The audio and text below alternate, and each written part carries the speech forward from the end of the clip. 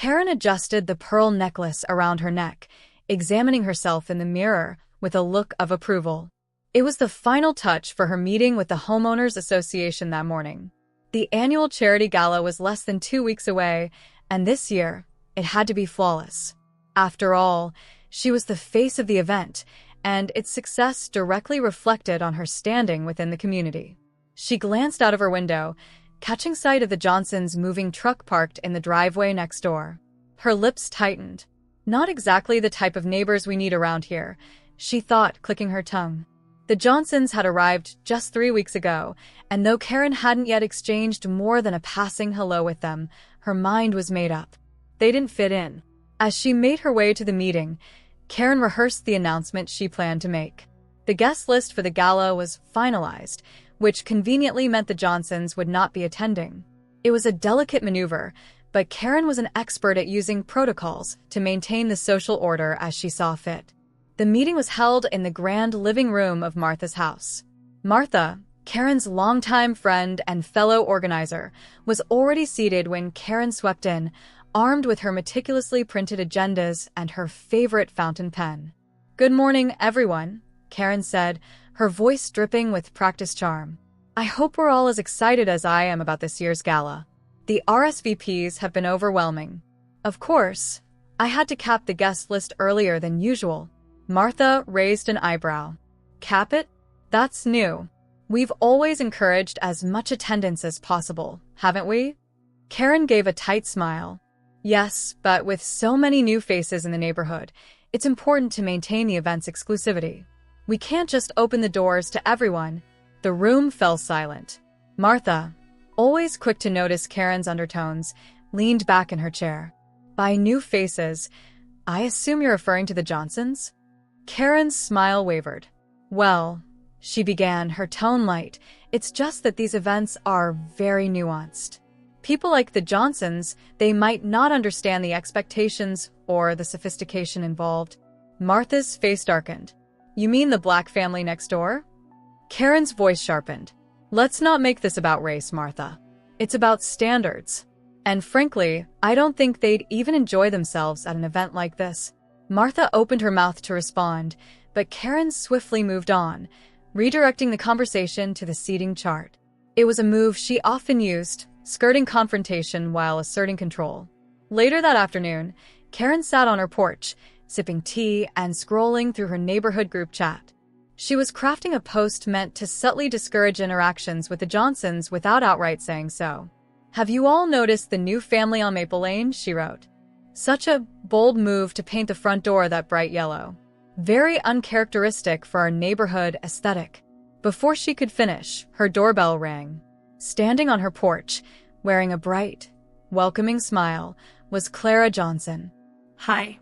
"I'm Clara," she said, extending her hand. "My husband and I wanted to properly introduce ourselves." Karen hesitated but forced a smile as she shook Clara's hand. "Karen, lovely to meet you." Clara beamed. "We've heard so much about the annual charity gala. It sounds incredible. We'd love to attend and contribute if there's anything we can do to help." Karen's stomach turned. "Oh, that's sweet of you," she said, her tone saccharine but firm. "Unfortunately, the guest list is already full. These things fill up so quickly, you know." Clara's smile faltered for a fraction of a second, but she recovered gracefully. "That's a shame. Maybe next year, then. Let me know if you need volunteers. I'd be happy to help in any way." Karen nodded briskly. "Of course. Well, I must be going. Busy. She closed the door, letting out a breath. Crisis averted. Unbeknownst to Karen, her exchange with Clara had been witnessed by Martha, who was walking by. Later that evening, Martha arrived unannounced at Karen's house, catching her friend off guard. "Karen, we need to talk," Martha began, stepping inside without waiting for an invitation. Karen sighed. "What now?" "It's about the Johnsons," Martha said. "Why are you going out of your way to exclude them? They seem like lovely people." Karen laughed dryly. "Martha, you can't be serious. They don't belong here. And I'm doing them a favor by sparing them the embarrassment of being out of place." Martha stared at her, a mixture of disbelief and disappointment clouding her expression. You really don't hear yourself, do you? What are you implying? Karen snapped. I'm implying that you're a hypocrite, Karen. You preach about community and charity, but the moment someone doesn't fit into your perfect mold, you shut them out. It's disgusting. Karen's face flushed red. I don't have time for this self-righteous lecture, Martha. Good, Martha shot back. Because I'm done trying to reason with you. If you're not going to do the right thing, someone else will. Karen's heart raced as she watched Martha storm out. What does she mean by that? Days passed, and Karen's unease grew. Despite her best efforts, she couldn't shake the feeling that Martha was up to something. On the morning of the gala, Karen arrived early at the venue, overseeing every last detail with military precision. She was determined that the event would go perfectly. By the time the guests began to arrive, Karen was in her element, greeting them with practiced warmth and basking in their compliments. She was halfway through her welcome speech when the Johnsons walked in. Karen froze mid-sentence, her grip tightening on the microphone. The room grew quiet as the guests turned to see Clara and her husband, impeccably dressed, smiling as they mingled with ease. How did they? Karen stammered, her voice drowned out by the murmur of approval sweeping through the crowd. Martha approached her with a small, satisfied smile. They're here because I invited them, Karen. I gave them the real date and time. You should thank me. Your little stunt could have made us all look terrible. Karen's jaw clenched, but before she could respond, the host took the stage. Ladies and gentlemen, thank you for being here tonight. A special thanks to our sponsors, without whom this event wouldn't have been possible. The host paused dramatically. Please join me in thanking Mr. and Mrs. Johnson for their incredible generosity. The applause was thunderous. Karen stood frozen, her face burning with humiliation. Clara and her husband took the stage, radiating grace as they addressed the crowd. We believe in the power of community, Clara said, and we're honored to contribute to an event that brings people together. Karen's stomach churned as she watched her neighbors hang on the Johnsons' every word. Martha's voice cut through her thoughts. Looks like the Johnsons do belong, after all, she said, her tone pointed. Karen didn't respond. For the first time in her life, she was truly speechless. Karen paced back and forth in her living room, clutching her phone tightly. The humiliation from the gala still lingered, and whispers about her behavior had spread like wildfire. Everywhere she went, she felt the stares and heard the muffled giggles of her neighbors. People she'd once considered allies now avoided her or offered her only thin, polite smiles. Her phone buzzed. It was a text from Martha. Coffee tomorrow? We need to talk. Karen's chest tightened. Martha had been the architect of her downfall. The thought of sitting across from her after the spectacle at the gala made Karen's stomach turn. But she knew she couldn't ignore the invitation. If she wanted any chance of salvaging her reputation, she'd have to face Martha head-on. The coffee shop was bustling when Karen arrived the next morning. She spotted Martha at a corner table, sipping a latte and scrolling through her phone. Karen smoothed her blouse, squared her shoulders, and approached with a forced smile. Martha, Karen said, sliding into the chair across from her. Martha looked up, her expression unreadable. Karen, thanks for coming. I didn't have much of a choice, did I? Karen replied, her tone sharper than intended. Martha raised an eyebrow. You're still upset. Upset. Karen hissed, leaning forward. You humiliated me in front of the entire neighborhood. You had no right to interfere like that. Martha placed her latte down calmly. Karen, you humiliated yourself. All I did was make sure the Johnsons were treated fairly. You should be grateful I stopped you before things got worse. Karen scoffed. Worse? How could they possibly be worse? Martha's gaze hardened. Oh, I don't know. Maybe if the Johnsons had found out about the rumors you spread? Or the fake guest list nonsense. You're lucky they took the high road and didn't call you out publicly. Karen's face turned crimson. I was just trying to preserve the event's reputation. No, Martha interrupted, her voice firm. You were trying to preserve your own fragile ego. Admit it, Karen. You saw them as a threat to your little social kingdom, and you couldn't handle it. For a moment, Karen was speechless. The words cut deeper than she expected, because a part of her knew they were true. "I did what I thought was best for the community," she said finally, her voice wavering. Martha shook her head in disbelief. "Karen, the community is moving forward, whether you like it or not. You can either grow with it or get left behind." Karen stared at her coffee, her appetite for confrontation suddenly gone. Later that week, Karen attended the neighborhood book club, desperate for some normalcy. But as soon as she walked in, the chatter quieted, and all eyes turned to her. "Karen," one of the women said, her tone sweet but biting, "we were just talking about the gala. Such a magical night, wasn't it? The Johnsons were so generous." Karen forced a smile. "Yes, they certainly made an impression." "Oh, absolutely," another chimed in. "I hear they're already planning something for next year's event." Clara mentioned starting a mentorship program for underprivileged teens. "Isn't that wonderful?" Karen's teeth clenched. "Very admirable," she said through gritted teeth. The group exchanged knowing glances, and Karen felt her cheeks burn. She was no longer the queen bee in this room. She was the cautionary tale. That evening, Karen sat on her porch, stewing in her frustration. She noticed Clara and her husband outside, chatting with a group of neighbors. Laughter filled the air, and Karen's stomach churned. As if sensing her gaze, Clara looked up and smiled warmly. She excused herself from the group and walked over to Karen's porch. "Hi, Karen," Clara said, her voice friendly but cautious. "Clara," Karen replied stiffly. "I wanted to thank you for all the work you did organizing the gala," Clara began. "It was such a beautiful event." Karen blinked, unsure how to respond. Clara continued, her tone genuine. "I know things didn't exactly go as planned, but I hope we can move past that. I'd really like to get to know you better." Karen stared at her, stunned. Clara's kindness felt like a slap in the face. She didn't deserve it, and she knew it. "I so appreciate that," Karen said finally, her voice barely above a whisper. Clara smiled. "Great. We're hosting a barbecue next weekend. You're more than welcome to join us." Karen nodded mechanically, watching as Clara walked away.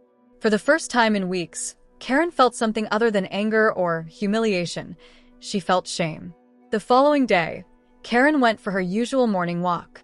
She passed by Martha's house, where Martha was watering her garden. "Karen," Martha called out, surprising her. Karen stopped, unsure if she was ready for another confrontation. "I've been thinking about what I said the other day," Martha began. "I know I was harsh, but I meant it. This community could be so much better if we all worked together." Karen hesitated. "It's not that simple, Martha. People have expectations, standards." Martha shook her head. "That's just fear talking, Karen. You don't have to be afraid of change." Karen looked away, her mind racing. As the week went on, Karen couldn't stop thinking about Martha's words or Clara's invitation. Her world was shifting, and she wasn't sure where she fit anymore. The thought of attending the barbecue filled her with dread, but part of her knew she couldn't keep avoiding the Johnsons forever. On Saturday, Karen found herself standing in front of her mirror, debating whether to go. She chose a simple dress, nothing flashy, and made her way to the Johnsons' backyard. The barbecue was lively, with the smell of grilled food wafting through the air and the sound of laughter echoing from every corner. Clara spotted her and waved enthusiastically. "Karen, I'm so glad you came." Karen forced a smile, feeling out of place but determined to make an effort. Throughout the afternoon, she found herself in conversations with neighbors who treated her with surprising warmth. But it was Clara's kindness that stood out the most. Despite everything, Clara went out of her way to include Karen, introducing her to friends and making her feel welcome. By the end of the evening, Karen felt a strange sense of relief. For the first time in weeks, she didn't feel like an outsider. As she walked home, she couldn't shake the realization that maybe, just maybe, she had been wrong about the Johnsons and about what it meant to truly belong. Karen sat at her kitchen table the next morning, nursing a cup of coffee that had long gone cold. She stared out the window, replaying the barbecue in her mind. Clara had been relentlessly kind, her warmth cutting through Karen's defenses like a knife through butter. What's her angle? Karen thought. It wasn't just the guilt gnawing at her. She couldn't understand how Clara seemed so effortlessly genuine. The doorbell interrupted her thoughts. Karen sighed, rising slowly to answer it. Standing there was Martha, holding a basket of muffins. "Peace offering," Martha said, stepping inside uninvited. "You've been quiet lately." Karen rolled her eyes. "What do you want, Martha?" "To check on you," Martha replied, setting the basket down. "And maybe to push you to finally admit you've been wrong." Karen slumped into a chair, her exhaustion evident. "What's the point? Everyone already hates me." Martha frowned, pulling up a chair across from her. "No one hates you, Karen. But people are disappointed. You're supposed to be a leader, someone who brings the neighborhood together. Instead, you let your own insecurities make you cruel." Karen flinched at the word. Cruel. She wanted to argue, to deny it, but her defenses felt hollow. "I don't even know where to start," Karen muttered. Martha leaned forward. "Start with Clara. Apologize. She's given you so many chances, Karen, but you need to meet her halfway." Later that day, Karen found herself standing on Clara's porch, her heart pounding. She'd rehearsed what to say 100 times, but her mind was blank now. The door opened, and Clara's face lit up in surprise. "Karen." "Hi." Karen shifted awkwardly. Hi. "I was wondering if we could talk if you're not too busy." Clara stepped aside, gesturing for Karen to come in. They sat in the living room, the air thick with anticipation. "I owe you an apology," Karen began, her voice trembling, "for the way I've treated you and your family since you moved in. It was wrong, and I'm sorry." Clara tilted her head, her expression thoughtful. "Thank you for saying that, Karen. I appreciate it. But I have to ask, why? Why did you treat us that way?" Karen hesitated, grappling with her emotions. "I don't know. Maybe I was afraid. You're everything I pretend to be, successful, confident, respected. I felt threatened. It's not an excuse, but it's the truth." Clara's eyes softened. "Karen, you don't have to pretend. No one's perfect. I'm certainly not. But the strength of a community comes from lifting each other up, not tearing each other down." Karen felt a lump in her throat.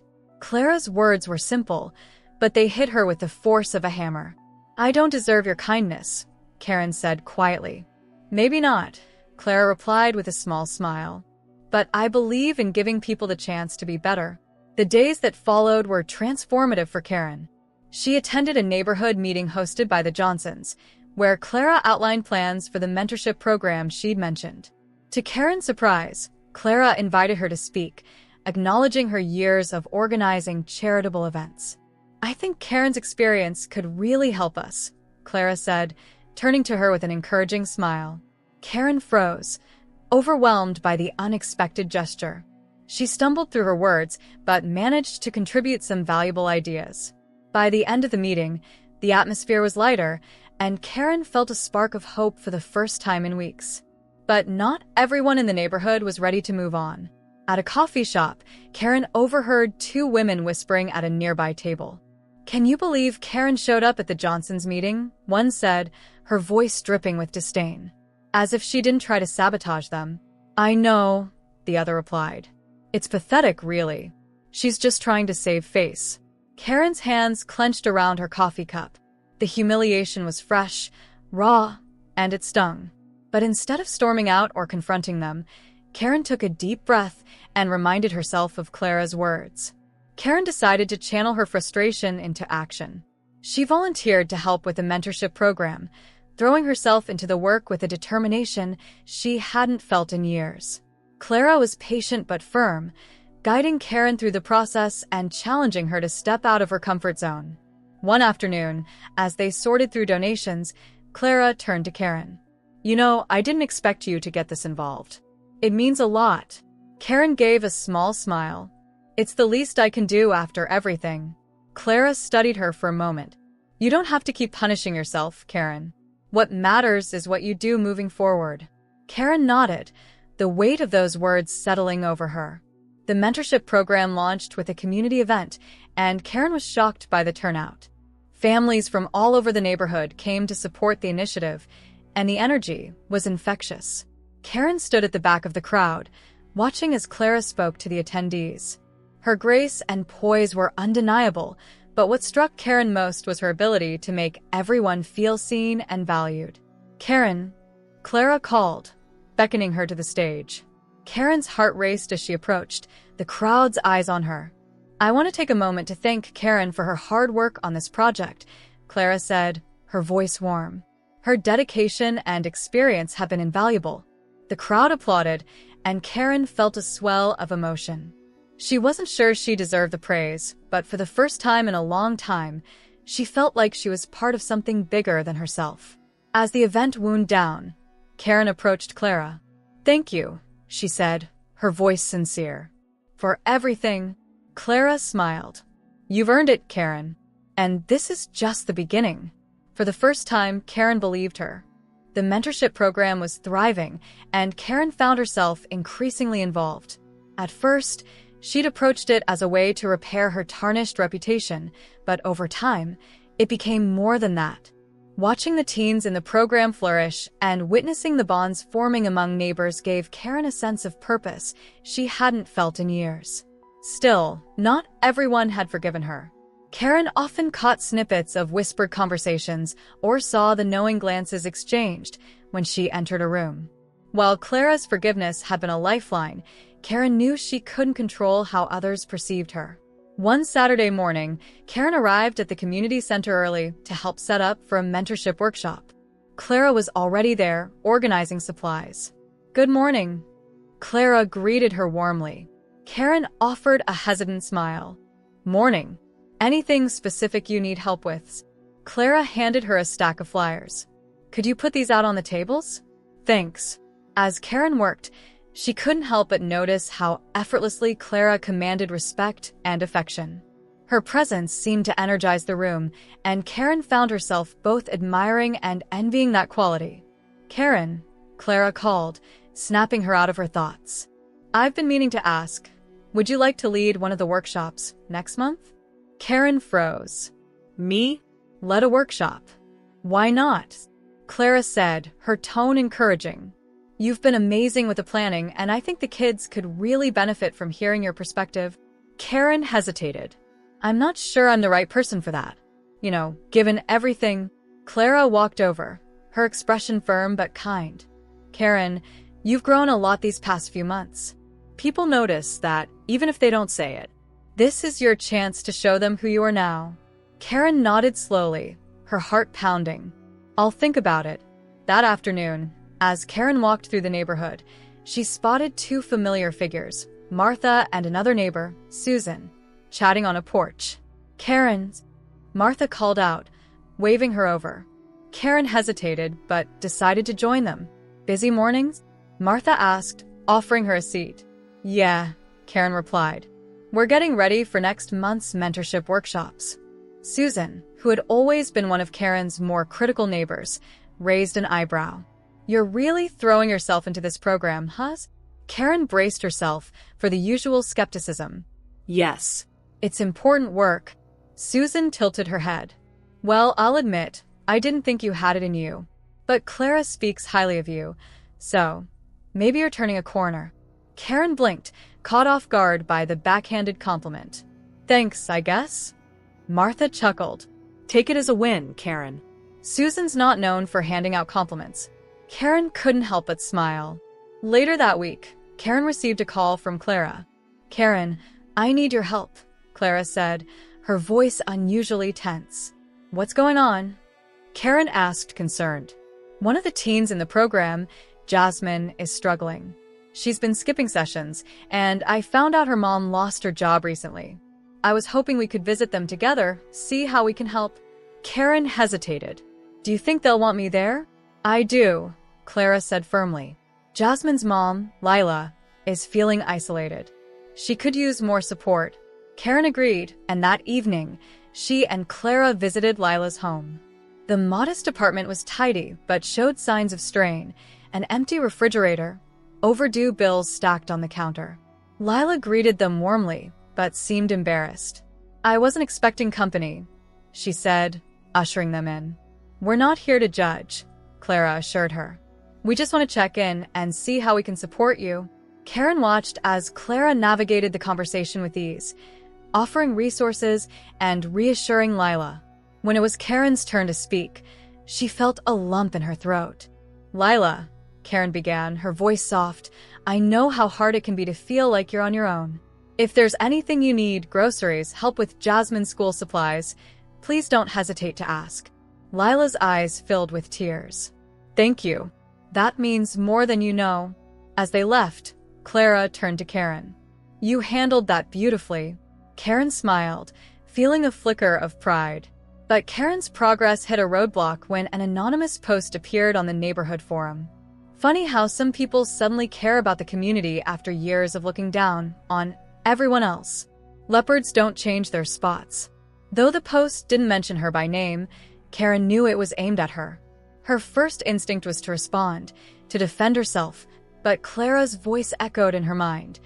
"What matters is what you do moving forward." Instead of engaging, Karen doubled down on her efforts with the mentorship program. She focused on preparing for the workshop Clara had asked her to lead, pouring hours into creating something meaningful. The night of the workshop, Karen stood in front of a group of teens, her hands trembling as she held her notes. Clara sat in the back, offering her an encouraging nod. "Hi, everyone," Karen began, her voice shaky. "I'm Karen, and I want to talk to you about resilience. How to move forward even when you've made mistakes." She shared personal anecdotes about her struggles and insecurities, her voice gaining strength as she spoke. By the end of the session, the teens were engaged, asking questions and sharing their own experiences. As the workshop ended, Clara approached her with a proud smile. "You were amazing, Karen." "Really?" Karen asked, still unsure. "Really?" Clara said. "You connected with them in a way that matters. That's what this is all about." Word of Karen's workshop spread quickly, and to her surprise, the whispers and side eyes began to fade. While not everyone in the neighborhood was ready to fully embrace her, Karen felt a shift, a tentative but growing acceptance. More importantly, she felt a shift within herself. For the first time in years, Karen wasn't focused on appearances or control. She was focused on connection, and it made all the difference. As she walked home that evening, Karen spotted Clara on her porch and waved. "Thank you," Karen said, her voice steady. "For what?" Clara asked, smiling. "For believing in me when I didn't deserve it," Karen replied. Clara nodded. "That's what neighbors do." Karen smiled back, knowing she still had a long way to go but feeling, for the first time, that she was finally on the right path. Months passed, and the mentorship program became a cornerstone of the community, bringing neighbors together in ways Karen had never imagined. What started as a simple initiative to help local teens had blossomed into something much larger. Volunteers from across the neighborhood pitched in, and businesses offered sponsorships. The Johnsons, with their tireless dedication and genuine warmth, were at the heart of it all. Karen, too, found herself transformed. For the first time in years, her focus wasn't on status or control, but on the work itself. She no longer sought validation through whispered praise or shallow accolades. Instead, she found fulfillment in the connections she was building. One evening, Karen sat on her porch, enjoying the cool breeze. Across the street, she spotted Jasmine and her mother, Lila, laughing as they carried groceries inside. Clara's mentorship program had helped Jasmine secure a scholarship to a summer science camp, and Lila had recently started a new job. "Funny how life works," Karen muttered to herself. The sound of approaching footsteps pulled her from her thoughts. She looked up to see Clara walking toward her, carrying 2 cups of coffee. "I thought you could use a break," Clara said, handing Karen a cup. Karen smiled. "You're relentless, you know that?" "Part of my charm," Clara replied, settling into the chair beside her. For a moment, they sat in comfortable silence, watching the neighborhood buzz with activity. "Clara," Karen began hesitantly, "do you ever think about how things started between us? How I treated you?" Clara sipped her coffee thoughtfully. "Of course. But I also think about how far you've come. People are allowed to change, Karen. What matters is what they do with the second chance they're given." Karen nodded, her throat tight. I used to think being a leader meant controlling everything, making people follow my rules. But you've shown me that it's about something much deeper: trust, respect, kindness. I've learned so much from you. Clara placed a hand on Karen's arm. And I've learned from you too. You've reminded me that change is possible, even when it feels unlikely.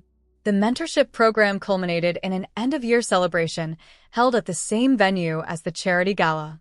This time, Karen stood beside Clara as they welcomed guests, feeling none of the insecurity or need for control that had plagued her before. As the evening unfolded, the teens presented projects they had worked on throughout the year, each one showcasing the skills and confidence they'd gained. When Jasmine stepped onto the stage to speak, Karen felt an unexpected swell of pride. "I want to thank everyone who believed in me," Jasmine said, her voice strong. "Especially Ms. Clara and Ms. Karen. You showed me that I'm capable of more than I ever thought possible." The applause was deafening. Karen blinked back tears, overwhelmed by the realization that she had become a part of something truly meaningful. After the event, Karen lingered as the crowd began to thin. Clara approached her, holding a framed photo of the mentorship group.